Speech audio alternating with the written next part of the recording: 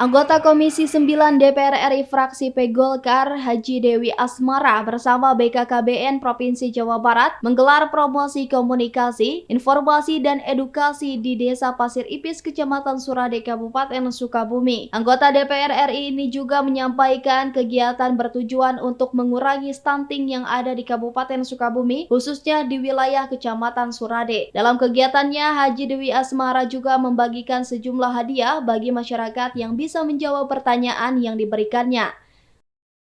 Jadi di Desa Pasir ini tentu saya berharap dengan terus kita aktif bersama pemerintah daerah juga untuk penurunan stunting, maka posisi Sukabumi yang stuntingnya cukup tinggi semakin cepat ditanggulangi.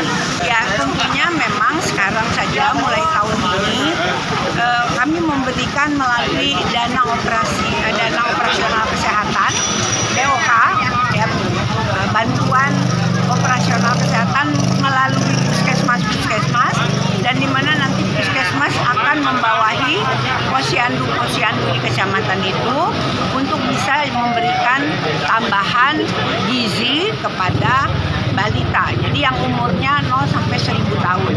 Nah itu insya Allah BOK itu sudah kami luncurkan. Per kecamatan itu kami berikan 300 juta rupiah. Dan itulah yang akan menjadi kewajiban sekarang, bagaimana dana itu bisa sampai ke posyandu dalam bentuk tambahan gizi.